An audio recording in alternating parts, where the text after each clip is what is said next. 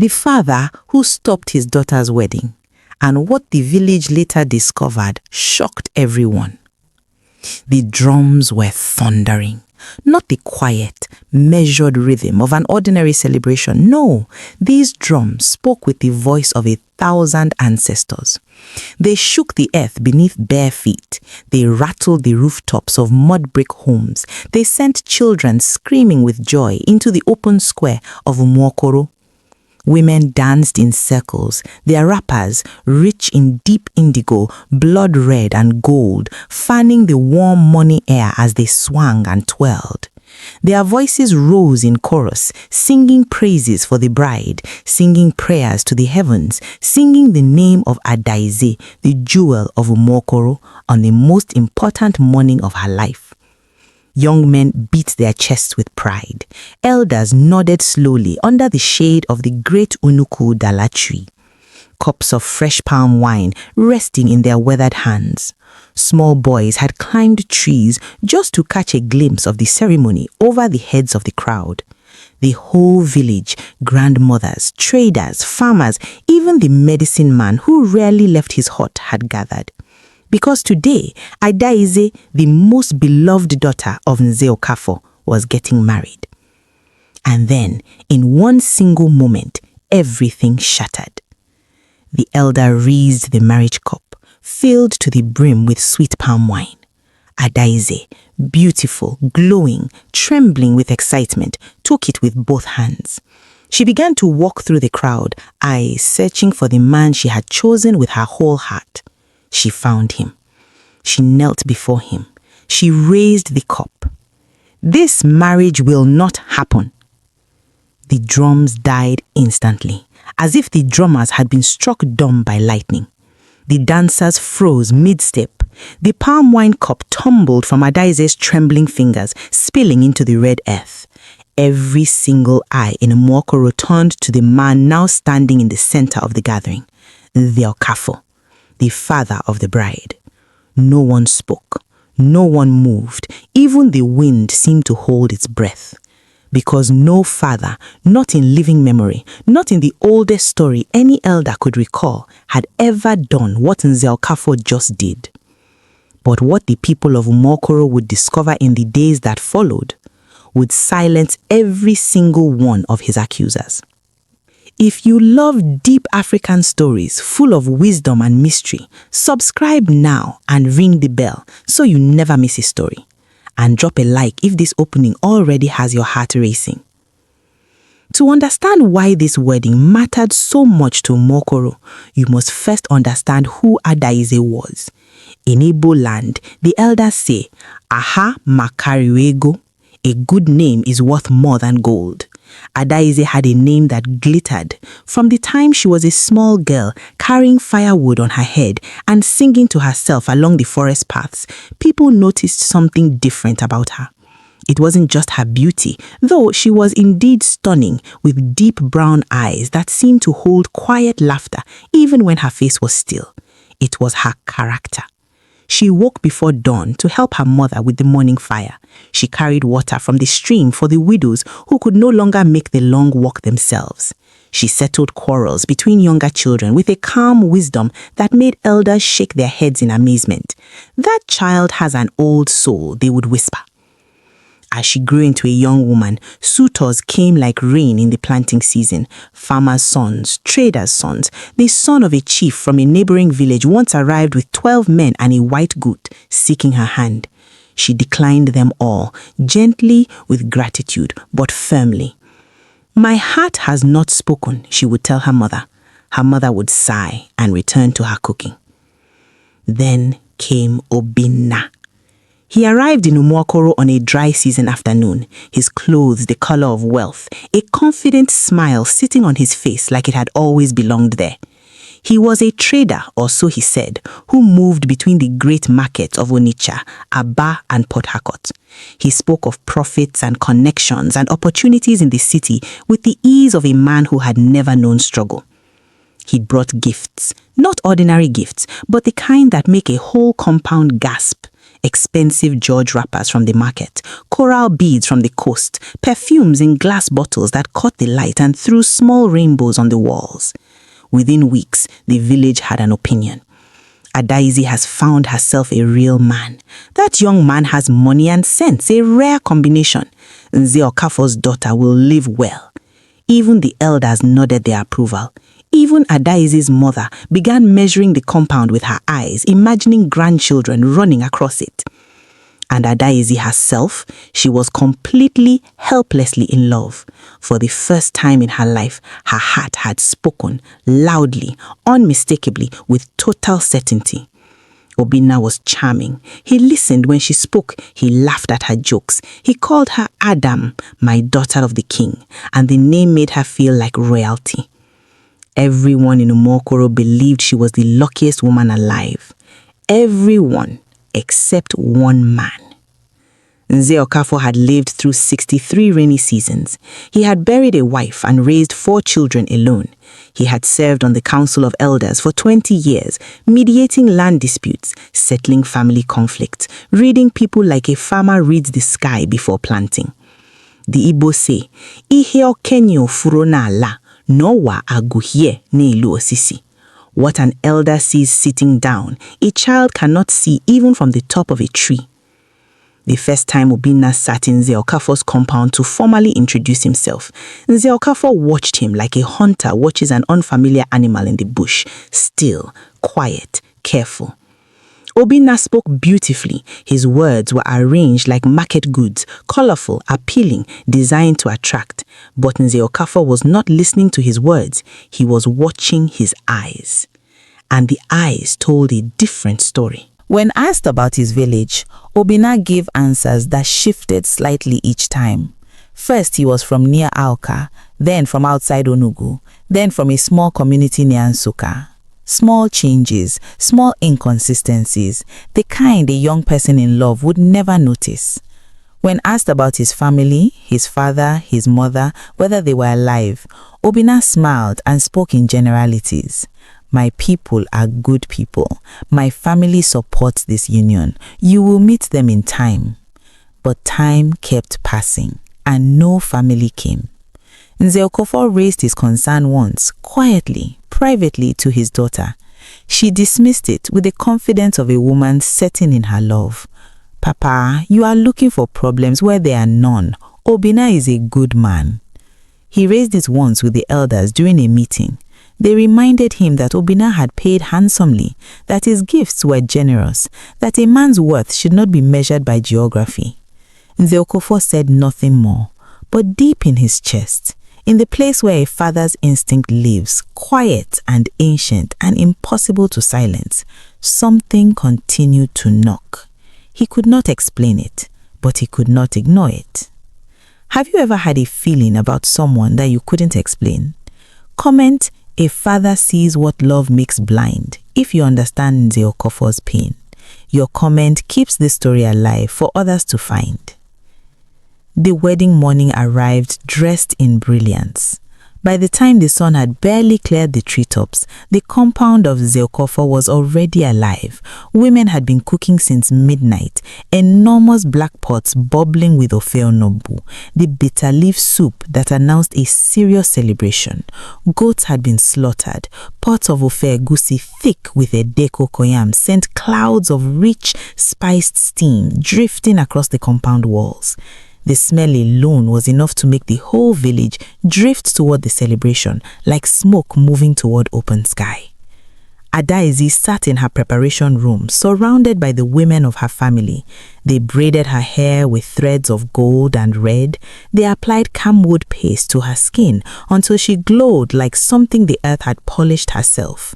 They adorned her neck with layers of coral beads, some passed down from her grandmother, some gifted by Obinna himself. When she emerged into the morning light, even the old women fell silent. "Nay, you are too much beauty for one man to deserve," her aunt whispered. Across the compound, Obinna sat among his companions, men who had traveled with him, though no one from the village had ever met any of them before.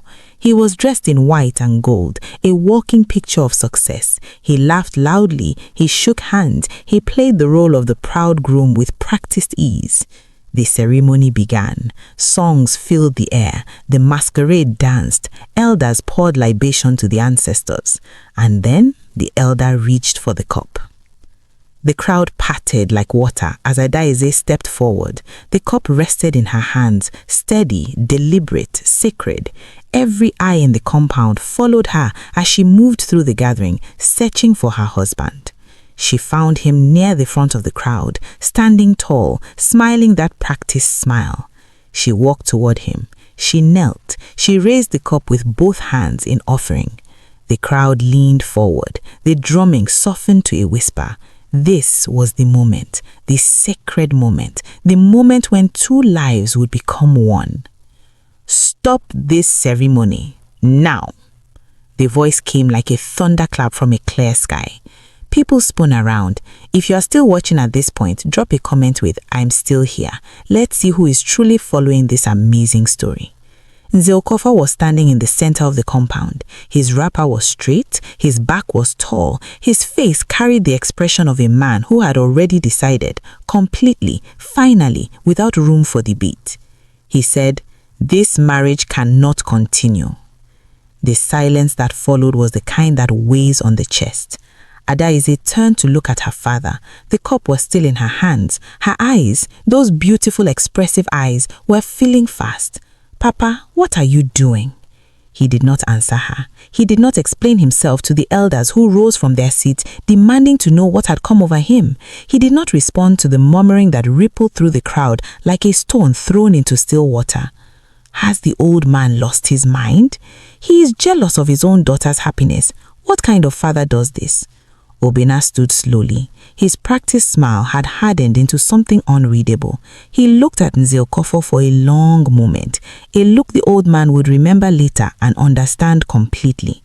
Then, without a word, Obinna turned and walked away from the ceremony. His companions followed. The wedding ended before it began.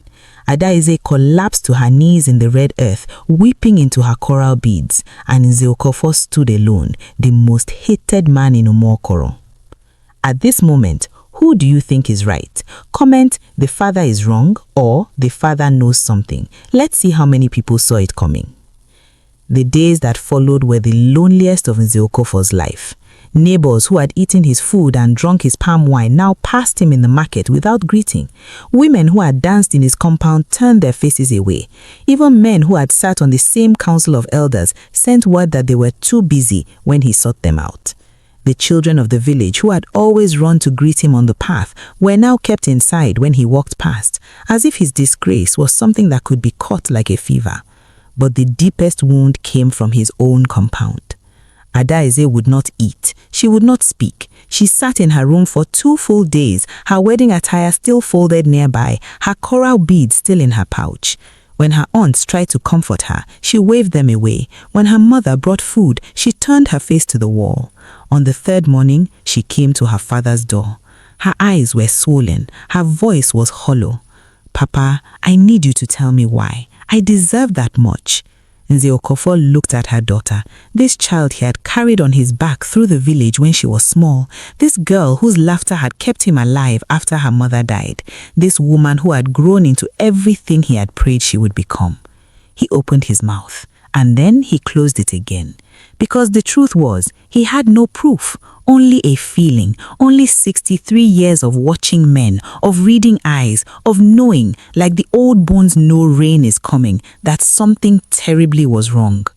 "My daughter," he said finally, "a father who protects his child does not always have words, he only has love." Adaeze stared at him for a long moment. Then she walked back to her room, and the silence between them spread like a crack in old clay. She arrived on the 4th day after the ruined wedding. Nobody knew her. Nobody had seen her before. She was an older woman, perhaps 50, perhaps more, with the look of someone who had been traveling for many days. Her wrapper was faded from sun and dust. Her feet were cracked and swollen. Her eyes moved across the market square with the urgent look of someone looking for something specific. The people of Umuokoro, true to their tradition, welcomed her. A woman brought her water. A young man offered her a seat under the shade of a tree near the market entrance. She accepted gratefully, drinking deeply, catching her breath. "I am looking for a man," she told the woman who brought her water. "A tall man, smooth talker, goes by the name Obina. A trader," he says. The woman's eyes widened. "We know such a man. He was here just days ago. He came to marry one of our daughters." The stranger's face shifted. Something complex moved across it, relief and horror together. "Was," she said, "the marriage did not hold? The father stopped it. The whole village was shamed." The stranger set down her cup slowly. She looked toward the sky. Her lips moved as if in silent prayer. "Take me to this father," she said quietly. "Right now, please." They brought her first to the market square, where by chance Obena, who had not yet left the village entirely, was buying provisions near the yam sellers. The stranger saw him before anyone could speak. She screamed, "Chimo! Ezemo!" People spun toward her. She was pointing, her entire arm shaking, her finger aimed directly at Obina like a weapon. That man standing there, he is not who you think he is." A crowd gathered immediately. In a village like Umuokoro, a woman screaming in the market square drew people the way smoke draws eyes. Obina's face had gone very still. Not frightened, not yet, calculated. He crossed his arms. He smiled slowly. "I have never seen this woman in my life," he said, addressing the crowd, not her. "She is clearly confused." But the stranger did not flinch. She told her story clearly, standing in the middle of the market square with her cracked feet and her faded wrapper, her voice steady despite the emotion shaking her body. She said his name was not Obina. She said his name was Emeka. She said he had come to her village 4 years ago, just like this, charming, gifted with words, carrying expensive presents. He had courted a young woman named Ngozi, the only daughter of a school teacher. The family had received him warmly. He had paid bride price. And then, 3 weeks after the traditional marriage was completed, he disappeared. Not just from the compound, from the world entirely, taking with him the bride price money he had convinced the family to keep safe with him, the gold jewelry that had been gifted to Ngozi, and a significant sum of money borrowed from the young bride's own savings. Ngozi waited. Months passed. The shame of being an abandoned wife in a small village is a weight that presses on a person from all sides at once. People stare, people whisper, people stop inviting you to celebrations because your presence reminds everyone of failure. Ngozi had carried that weight for 8 months. Then she set it down. She died on a Tuesday morning, quietly, having decided she did not want to carry it anymore. The stranger who stood in Umuokoro's market square was Ngozi's mother. She had been searching for Emeka, Obena, for over 3 years. The market had gone completely silent. Pause and share this video because someone you know needs to hear this warning. "He is lying," Obina said again, his voice still smooth, still controlled. "I do not know this woman. I have never been to her village. Someone has sent her here to destroy my name." A few people in the crowd nodded uncertainly. After all, false accusations existed in the world. Jealousy existed. Enemies existed. And then the woman from Ngozi's village did something no one expected. She pulled back the sleeve of her wrapper to just above the elbow. On the inside of her upper arm was a mark, a set of small horizontal lines, precise and deliberate, applied in childhood, as was the custom of her people. A tribal identification mark unique to her community. Every man and woman born in our village carries this mark. It is given in childhood. It cannot be faked. It cannot be removed. She looked at Obina. "Show them your left shoulder," she said simply. Obina's jaw tightened. "I will not be humiliated." "Show them," said the eldest man in the gathering. His voice had the finality of a door closing. What followed was the quietest moment Umokoro had ever known. Slowly, Obina reached up and removed his outer wrapper from one shoulder. There it was. 3 horizontal lines, small, precise, deliberately placed, the exact same mark, on the exact same location. The crowd exhaled as one person. Someone near the back of the crowd began to weep. Others stood frozen, unable to process what their eyes were showing them. Obina looked at the mark on his shoulder. He looked at the crowd. He said nothing. And then, in the space between one breath and the next, he turned and walked away. His companions, those strangers who had attended the wedding and whom no one had questioned, scattered like birds from a gunshot. By nightfall, not one of them could be found in Umokoro. They were never seen again. Shame came for the village of Umokoro like Hamatan, slowly at first, then all at once. The men who called Nze Okafor jealous came to his compound one by one, heads low. The women who whispered that the old man had lost his mind brought food to his door without being asked. The elders who overruled his concerns and pushed the marriage forward sat with him under the Odala tree and said little because there was nothing adequate to say. The chief of the village summoned Nze Okafor to a public gathering and in front of the whole community spoke words that do not come easily to powerful men. "We were wrong. You were right, and this village owes you your daughter." But the apology that mattered most did not happen in public. It happened in the quiet of early morning when the compound was still and the birds had not yet started their noise. Adaeze came to her father's door.